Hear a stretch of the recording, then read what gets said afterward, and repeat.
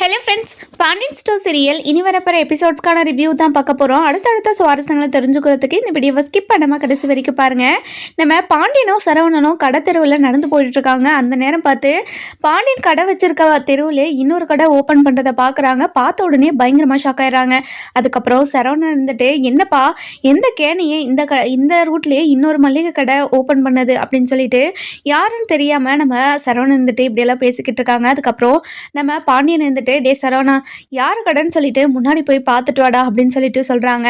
அதுக்கப்புறம் கொஞ்சம் தூரம் முன்னாடி போய் பார்க்கவும் அந்த கடை நம்ம பழனியோடதுன்னு தெரிஞ்ச உடனே பயங்கரமாக ஷாக் ஆயிடுறாங்க.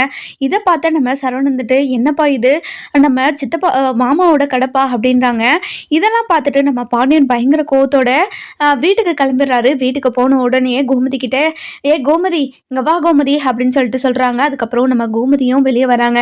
வெளியே வந்த உடனே என்னங்க ஆச்சு அப்படின்னு சொல்லிட்டு கேட்குறாங்க. இங்கே பாருடி, உன்னோட தம்பி பண்ணுற வேலை கொஞ்சம் கூட சரியே இல்லை அப்படின்னு சொல்லிட்டு பயங்கரமாக கற்றுக்கிட்டு இருக்காங்க.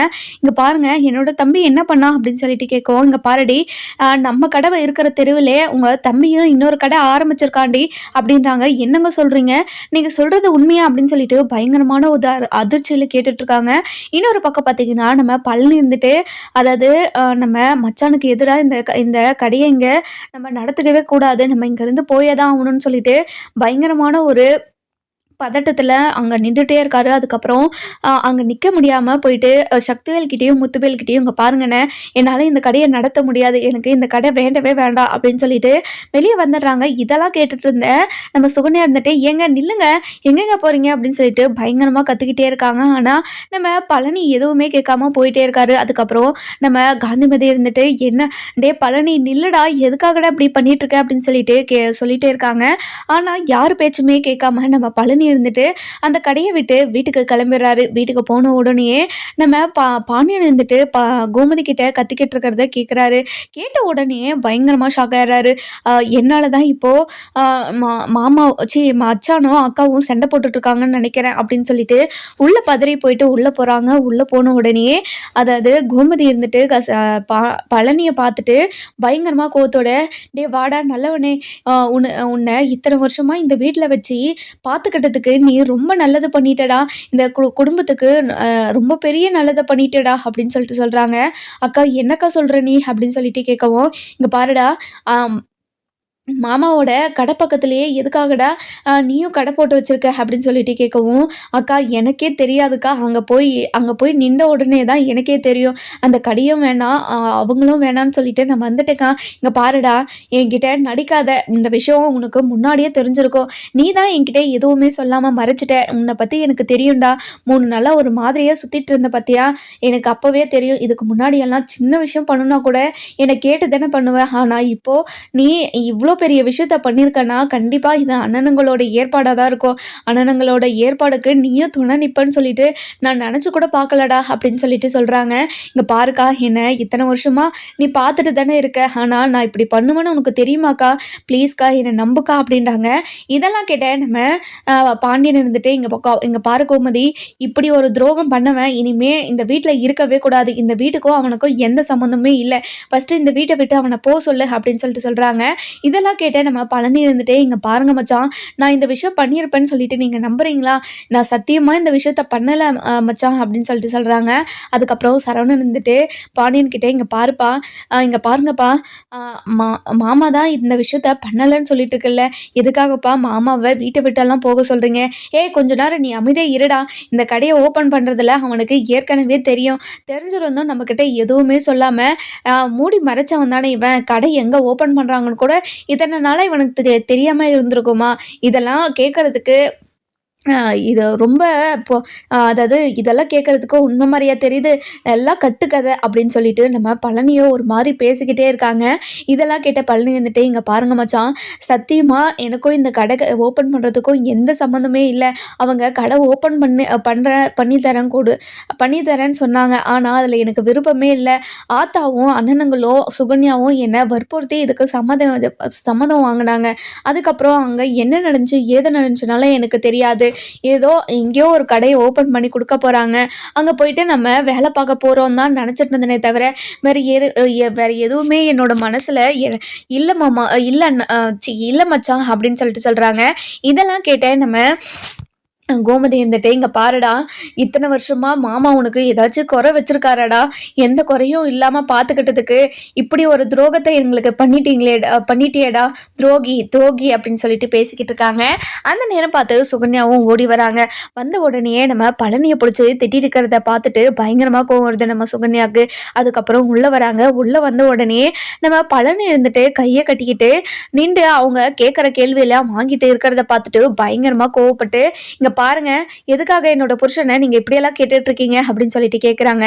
மாமா நல்லவளையவா, நீயும் என்கிட்ட ஒரு வார்த்தை கூட சொல்லலைல்ல, நீ இந்த வீட்டில் தானே இருந்த, இந்த வீட்டில் உப்பை தானே சாப்பிட்ற, அப்போ எதுக்கடையே எங்களுக்கு இவ்வளோ பெரிய துரோகத்தை பண்ணியிருக்கீங்க? இங்கே பாருங்க அத்தாச்சி, நீங்கள் இப்படியெல்லாம் பேசவே பேசாதீங்க, எதுக்கு இப்படி பேசுறீங்க அப்படின்னு சொல்லிட்டு கேட்குறாங்க. இங்கே பாருடி, நீ பண்ணியிருக்க வேலைக்கு வேற எப்படி பேசுவாங்க அப்படின்னு சொல்லிட்டு கேட்கவும், அதுக்கப்புறம் நம்ம அதாவது பாண்டியன் இருந்துட்டு, இங்கே பாருமா, இனிமே நீங்கள் இந்த வீட்டில் இருக்கவே தேவையில்ல அப்படின்றாங்க. இங்கே பாருங்கண்ணே, நாங்கள் இந்த வீட்டில் இருக்கணும்னு நாங்கள் நினைக்கவே இல்லை, இனிமேல் நாங்கள் இந்த வீட்டில் இருக்க போகிறதும் இல்லை. ஆனால் அதுக்கு முன்னாடி நான் உங்ககிட்ட நிறைய கேள்வி கேட்கணும். இங்கே பாருங்கள், இத்தனை வருஷமாக என்னோட புருஷன் இந்த கடையில் மாடு மாதிரி உழைச்சிக்கிட்டு தானே இருக்காரு. அவருக்கு ஒரு குண்டு மணியாச்சும் நீங்கள் எடுத்து போட்டிருப்பீங்களா தனியாக? இல்லை அவருக்கு தனியாக ஏதாச்சும் வாங்கி கொடுத்துருக்கீங்களா? இல்லை அவருக்கு கிட்ட காசை கொடுத்து வச்சிருக்கீங்களா? எதுவுமே இல்லை. இப்போ இத்தனை வருஷமா வேலை பார்த்ததும் இல்லாம இப்போ வீட்டை விட்டு போக சொன்னா அவர் எப்படி போவாரு? இத்தனை வருஷமா வேலை பார்த்ததுக்கு சம்பளம்னு ஒன்று இருக்கும்ல, அதை கொடுங்க, நாங்க போறோம் அப்படின்றாங்க. இதை கேட்ட நம்ம பாண்டியன் இருந்துட்டு பயங்கரமா ஷாக் ஆயிறாங்க.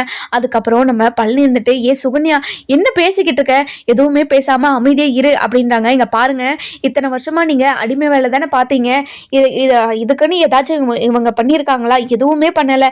இப்போ உங்களுக்கு எதிராக கடை ஓப்பன் பண்ணிட்டாங்களா? ஏதோ 15 கடை தாண்டி தானே ஓப்பன் பண்ணியிருக்கோம். அவங்க வியாபாரத்துக்கு எந்த பிரச்சனையுமே வராது. இதில் என்ன பிரச்சனை?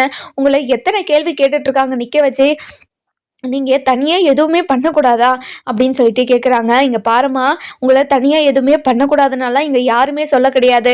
ஆனால் இவர் கடை வச்சிருக்க தெருவில் இன்னொரு கடை வச்சா அது எப்படி நல்லா இருக்கும் சொல்லு அப்படின்றாங்க.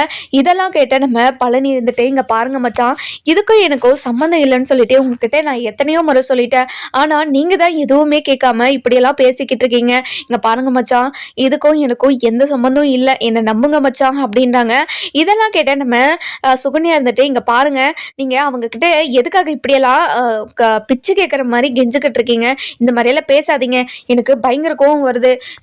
அதாவது இவங்களுக்கா அறிவு இருந்திருக்கணும், கல்யாணம் பண்ணதுக்கு அப்புறமும் அவங்க அதாவது அவங்களுக்கு செலவு நிறைய இருக்கும், அவங்களுக்கு சம்பளம்னு ஒன்று கொடுத்துடலாம் அப்படின்னு சொல்லிட்டு அவங்களுக்கா தோணி இருக்கணும். அவங்களுக்கும் தோணலை. இப்போ நம்மளா கடை வைக்கிற போது அவங்களுக்கு சந்தோஷமும் கிடையாது. அவங்க சொந்த காலில் நின்றக்கூடாதுன்னு உங்களை எப்படியெல்லாம் பேசிக்கிட்டு இருக்காங்க. அவங்கக்கிட்ட நீங்க இப்படியெல்லாம் பேசிக்கிட்டு இருக்கணுமா? ஃபர்ஸ்ட் இங்க இருந்து வாங்க போலாம் அப்படின்றாங்க.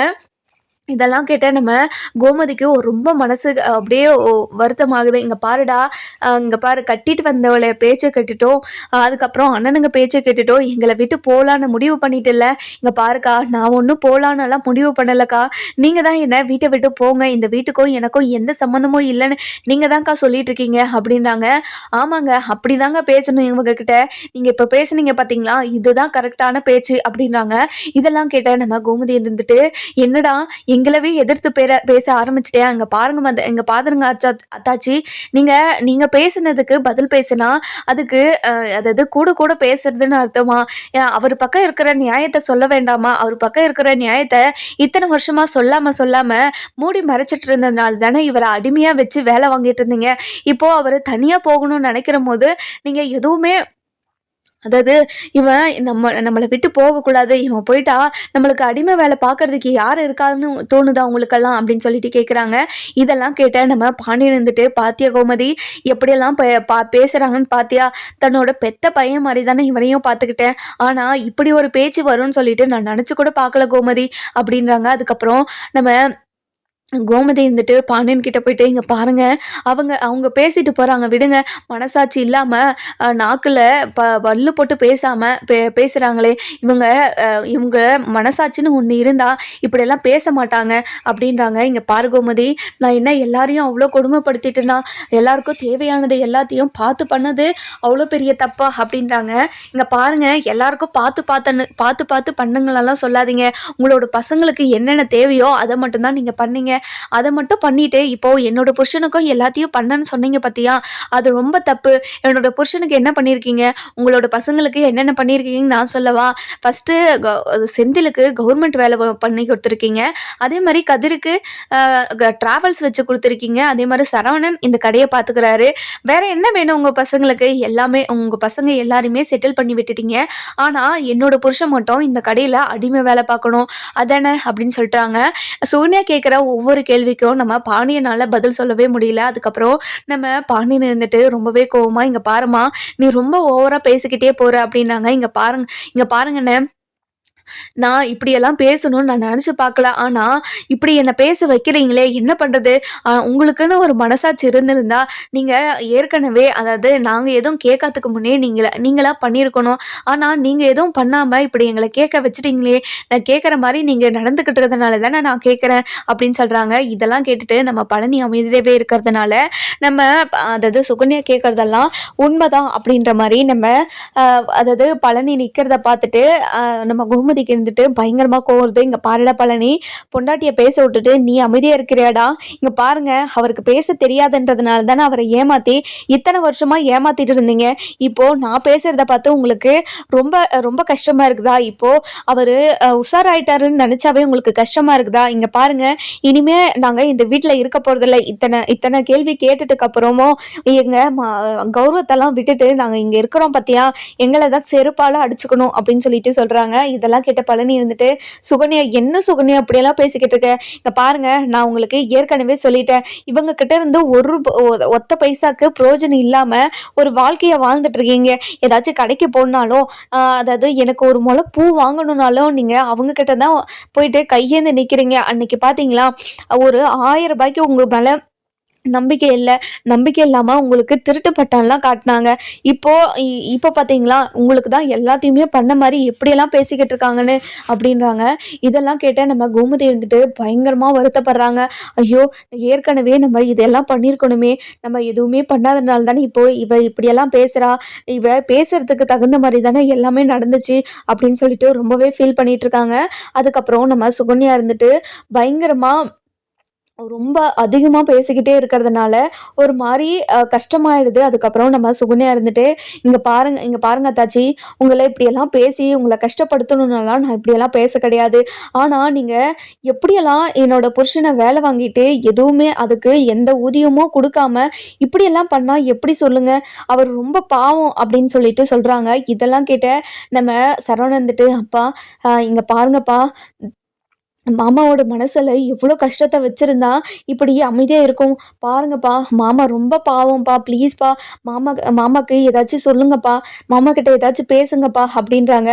இதெல்லாம் கேட்டே நம்ம சரவணன் அதாவது பாண்டியன் இருந்துட்டு ரொம்பவே ஃபீல் பண்ணிட்டு உட்காந்துட்டு இருக்காரு. ஏன்னா பழனி எதுவுமே கேட்காததுக்கு முன்னாடியே பழனிக்கு ஏதாச்சும் இவரே பண்ணி வச்சிருக்கணும். அப்படி எதுவுமே பண்ணாததுனால ரொம்பவே ஃபீல் பண்ணிகிட்டே உட்காந்துக்கிட்டு இருக்காரு. அதுக்கப்புறம் நம்ம பாண்டியன் இருந்துட்டு, "டே பழனி, நான் இத்தனை வருஷமாக உனக்கு எதுவுமே பண்ணலைன்னு உனக்கு தோணுதாடா? நான் உனக்கு பார்த்து பார்த்து ஒவ்வொரு விஷயத்தையும் பண்ணலடா" அப்படின்னு சொல்லிட்டு கேட்குறாங்க. இதெல்லாம் கேட்டால் நம்ம பழனி இருந்துட்டு, "இங்கே பாருங்க மச்சான், நான் எதுவுமே பேசலையே, அவகிட்ட நான் எத்தனையோ முறை சொல்லிட்டேன், அவர்கிட்ட எதுவும் பேசாதன்னு சொல்லிட்டு, ஆனால் அவள் எதுவுமே கேட்காம தான் பேசிக்கிட்டு இருக்கா. அவள் பேசுறதுக்கெல்லாம் நான் உங்ககிட்ட மன்னிப்பு கேட்டுக்கிறேன் மச்சான்" அப்படின்றாங்க. இதெல்லாம் கேட்டால் நம்ம சரவணன் இருந்துட்டு, "இங்கே பாருங்கப்பா, நீங்கள் அதாவது இவங்க இப்படி பேசாததுக்கு முன்னே அவங்களுக்கு ஏதாச்சும் நீங்கள் பண்ணியிருந்தா அவங்க பேசாமல் இருந்திருப்பாங்கல்ல. இப்போது அதாவது தம்பிங்களுக்கு 2 பேருக்கும் நம்ம நிலத்த விற்று அவங்க வாழ்க்கைக்காக அவங்க செட்டில் ஆகிறதுக்காக நம்ம ஏதோ ஒன்று பண்ணி கொடுத்தோம். ஆனால் மாமாவுக்கு என்ன பண்ணி கொடுத்தோம்? கடையிலையும் வேலை செய்கிறாரு, அவருக்கு சம்பளமும் கொடுக்கறதில்ல. இப்போது அவர் என்ன பண்ணுவார்? பொண்டாட்டியை எங்கேயாச்சும் வெளியே கூட்டிகிட்டு போனோனாலையும், அதே மாதிரி பொண்டாட்டி ஏதாச்சும் கேட்டானாலையும் அவரால் வாங்கி கொடுக்க முடியலன்னா அவருக்கு எவ்வளோ கஷ்டமாக இருக்கும். அது அவர் மனசில் தானே அவ்வளோ கஷ்டத்தையும் ஒளிச்சு வச்சிருந்துருப்பாரு அப்படின்னு சொல்லிட்டு பயங்கர எமோஷனலாக பேசிக்கிட்டு இருக்காங்க. அதுக்கப்புறம் நம்ம செந்தில் இருந்துட்டு என்ன மாமா கடையெல்லாம் ஓப்பன் பண்ணியாச்சா அப்படின்னு சொல்லிட்டு வந்து கேட்குறாரு. இதெல்லாம் கேட்ட நம்ம சரவணன் இருந்துட்டு அதாவது இதெல்லாம் கேட்ட நம்ம யார் அதாவது இதெல்லாம் கேட்டால் நம்ம பழனி இருந்துட்டு ரொம்பவே ஒரு மாதிரி அழுதுகிட்டே இருக்கிறத பார்த்து, மாமா என்ன மாமா ஆச்சு, எதுக்காக மாமா அழுதுகிட்டு இருக்க, நீ இப்படியெல்லாம் அழுது நான் பார்த்ததே இல்லையே மாமா அப்படின்னு சொல்லிட்டு சொல்கிறாங்க. அதுக்கப்புறம் நம்ம பழனி இருந்துட்டு, இங்கே பாருடா மாப்பிள்ள, நான் இது வரைக்கும் உங்ககிட்ட எதுவும் சொல்லாமல் ஏதாச்சும் செஞ்சுருக்கேனாடா, இந்த விஷயம் யாருக்கிட்டையுமே சொல்லலைனா இந்த விஷயத்தை பற்றி எனக்கு தெரியவே தெரியாது. அதுவும் கடை மச்சான் வச்சிருக்க கடை அதாவது தெருவுலே அந்த கடையை வச்சு கொடுப்பாங்கன்னு எனக்கு தெரியவே தெரியாது. அப்படி தெரிஞ்சிருந்தா இந்த கடையே வேண்டான்னு சொல்லிட்டு அவங்கக்கிட்ட சொல்லிட்டு வந்திருப்பேன். இதே வார்த்தையாக தான் இப்போயும் அவங்கக்கிட்ட சொல்லிட்டு வந்திருக்கேன். ஆனால் இத்தனை வருஷமாக நான் இந்த வீட்டில் இருக்கேன், என்னை யாருமே புரிஞ்சுக்காம இப்போது இந்த வீட்டுக்கும் உனக்கும் எந்த சம்மந்தமும் இல்லை, எங்களுக்கு பெரிய துரோகத்தை பண்ணிட்டேன்னு சொல்லிட்டு அக்காவும் மச்சானும் இப்படியெல்லாம் பேசுகிறாங்க.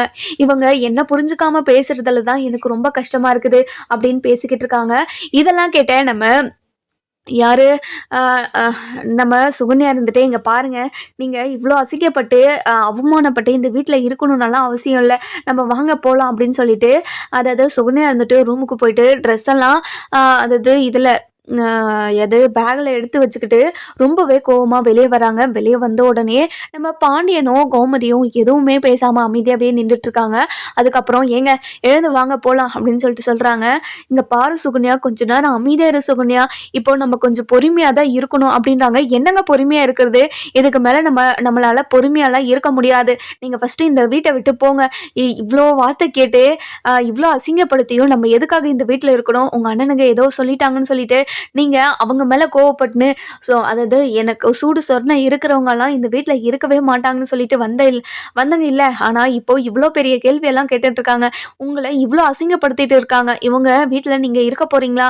கண்டிப்பாக நீங்கள் இருக்கவே கூடாது, வாங்க போகலாம் அப்படின்னு சொல்லிட்டு அதாவது கையை பிடிச்சி கூப்பிட்றாங்க. நம்ம பழனிக்கும் வேறு வழியே தெரியாமல் அதாவது சுகன்யா கூட கிளம்புறாரு. அதுக்கப்புறம் இதெல்லாம் பார்த்த சரவணன் இருந்துட்டு, மாமா எங்களெல்லாம் விட்டு போகாதீங்க மாமா அப்படின்னு சொல்லிட்டு சொல்கிறாங்க. இதெல்லாம் கேட்ட பழனி இருந்துட்டு, இங்கே பாருடா மாப்பிள்ள, நீங்கள் 3 பேருமே ரொம்ப சந்தோஷமாக இருக்கணும்டா, நீங்கள் சந்தோஷமாக இருக்கிறது தான் எனக்கும் சந்தோஷம், இனிமேல் உங்கள் வாழ்க்கையில் நான் பிரச்சனையாக வரவே மாட்டேன்டா அப்படின்றாங்க. இதெல்லாம் கேட்ட நம்ம சரவணன் இருந்துட்டு, இங்கே பாருங்க மாமா, நீங்கள் எங்களோட வாழ்க்கையில் நீங்கள் பிரச்சனையாக இருக்கீங்கன்னு சொல்லிட்டு நான் எப்போ உங்ககிட்ட சொன்னோம், நீங்கள் இருந்தால் தான் மாமா இந்த வீடே நல்லாயிருக்கும், மாமா ப்ளீஸ் மாமா இந்த வீட்டை விட்டு போகாதீங்க மாமா அப்படின்னு சொல்லிட்டு சொல்கிறாங்க. அதுக்கப்புறம் கதிர் இருந்துட்டு அந்த நேரம் பார்த்து வராரு. வந்த உடனே பழனி வீட்டை விட்டு போகிறத பார்த்துட்டு பயங்கரமாக ஷாக் ஆயிடுறாங்க. மாமா எங்கே மாமா போகிறீங்க, எதுக்காக நீங்கள் இந்த வீட்டை விட்டு போகணும், இந்த வீட்டை விட்டெல்லாம் நீங்கள் போகவே கூடாது, நீங்கள் இங்கே இருங்க மாமா அப்படின்னு சொல்லிட்டு கெஞ்சுறாங்க. அதுக்கப்புறம் என்ன நடக்குதுன்னே தெரியாமல் எதுவுமே தெரியாமல் நம்ம அதாவது கதிர் இருந்துட்டு, மாமா ப்ளீஸ் மாமா என்ன மாமா நடந்துச்சுன்னு சொல்லுங்க மாமா அப்படின்னு சொல்லிட்டு சொல்கிறாங்க. இதெல்லாம் கேட்டு நம்ம சரவணன் வந்துட்டு பயங்கரமான ஒரு கோவத்தோட இங்கே பாரு அதாவது சரவணன் வந்துட்டு நடந்த விஷயத்தெல்லாம் அதாவது கதிர்கிட்ட சொல்லவும் கதிர் இருந்துட்டு பயங்கரமாக ஷாக் ஆயிடுறாரு. இங்கே பாருங்கப்பா மாமா, அதாவது அவங்க கேட்குறதுல என்ன தப்பு இருக்குது, அவங்க நியாயமாக தானே கேட்டுட்ருக்காங்க, நம்ம மேலே தப்பை வச்சுக்கிட்டு நம்ம அவங்கள வீட்டை விட்டு துரத்தலாமா சொல்லுங்கள் அப்படின்னு சொல்லிட்டு சொல்கிறாங்க. இதெல்லாம் கேட்ட கோமதி இருந்துட்டு அதாவது நம்ம கேட்டதெல்லாம் தப்போ அப்படின்னு சொல்லிட்டு ரொம்ப ஃபீல் பண்ண ஆரம்பிச்சிடறாங்க. அதுக்கப்புறம் நம்ம கதிர் இருந்துட்டு, இங்கே பாருங்கப்பா அவங்களோட வாழ்க்கைக்காக நீங்கள் ஏதாவது பண்ணியிருக்கணும்பா, இத்தனை வருஷமாக நம்ம கூட தானே இருந்தார், நம்ம தானே ஏதாவது பண்ணியிருக்கணும், ஆனால் உங்களோட பசங்களுக்கு மட்டும் நீங்கள் எல்லாத்தையும் பண்ணும்போது அவங்களுக்கும் மனசுக்கு தோணும் இல்லை, நம்மளை இப்படி பேசுகிறாங்களே, கடையிலையும் சரி, கடையில் நீங்கள் மயிலை வச்சியும் மயிலோட அப்பா அதாவது அவங்க முன்னாடியே மாமாவை எப்படியெல்லாம் திட்டுறீங்களா, அந்த கடையில் இருக்க பிடிக்கலன்னு சொல்லிட்டு என்கிட்ட வந்து எத்தனையோ முறை சொல்லியிருக்காரு, இப்படியெல்லாம் அவரை அதாவது நீங்கள் உரிமை எடுத்தது திட்டுறீங்கன்னா அவர் நினச்சிட்ருக்காரு, திட்டிட்டாரு. நீங்க திட்டுனத பத்தியெல்லாம் அவர் கவலையப்பட கிடையாது. ஆனா மத்தவங்க முன்னாடி வச்சு அவங்கள அசிங்கப்படுத்தும்போது மத்தவங்களுக்கு எப்படி இருக்கும்? உங்கள அதாவது வேற யாராச்சும் முன்னாடி நிக்க வச்சு திட்டுனா உங்களுக்கு எப்படி இருக்கும்? எப்படி அவமானமா இருக்கும்? அந்த ஃபீலிங்ஸ் இதானே மாமாவுக்கும் இருக்கும். மாமாவுக்கும் மனசு இருக்குல்ல, அவங்களுக்கும் வலிக்கும்லப்பா. நீங்க பண்றதெல்லாம் கொஞ்சம் கூட சரியில்லப்பா அப்படின்றாங்க. இங்க பாருடா கதிரு, நீயும் இப்படியெல்லாம் பேசாதடா. எனக்கு ரொம்ப கஷ்டமா இருக்குது. இங்க பாருப்பா, நான் உங்கள கஷ்டப்படுத்துறதுக்காகலாம் இப்படியெல்லாம் பேசலப்பா. நீங்க இதெல்லாம் பண்ணியிருக்கீங்க. அதெல்லாம் உங்களுக்கு தெரியணும்ல. அதனால தான்ப்பா இதெல்லாம் உங்ககிட்ட சொல்றேன் அப்படின்றாங்க. இதெல்லாம் கேட்டுட்டு கோமதி இருந்துட்டு, "டேய் பழனி" அப்படின்னு சொல்லிட்டு கூப்பிடுறாங்க. கூப்பிட்ட உடனேயே நம்ம பழனி இருந்துட்டு எதுவுமே கேட்காம வெளிய போயிடுறாங்க. வெளிய போன உடனேயே நம்ம ஐயோ! இங்க பாருங்க, நீங்க பழனிய கூப்பிட்டா அவன் உள்ள வருவான். ப்ளீஸுங்க, நீங்க மன்னிப்பு கேட்டு பழனிய உள்ள கூப்பிடுங்க அப்படின்னு சொல்லிட்டு பாண்டியன் கிட்ட சொல்லுவோம். பாண்டியன் இருந்துட்டு, "இங்க பாருடி, அதாவது இந்த வீட்ல யார் யார் இருக்கணும்னு நினைக்கிறாங்களோ அவங்கவுங்க இருக்கட்டும். இந்த வீட்ல யார் யார் இருக்கக்கூடாதுன்னு நினைக்கிறாங்களோ அவங்கவுங்க இந்த வீட்டை விட்டு போகட்டும்" அப்படின்றாங்க. ஆனா இந்த வீட்டை விட்டு போக சொன்னதே நம்ம பாண்டியன் தான். ஆனா இப்போ இந்த வீட்டை விட்டு அவங்களா போற மாதிரி ஒரு அதாவது விஷயத்த கிரியேட் பண்றாரு. ஆனா இது யாருமே நம்ப மாட்டாங்க.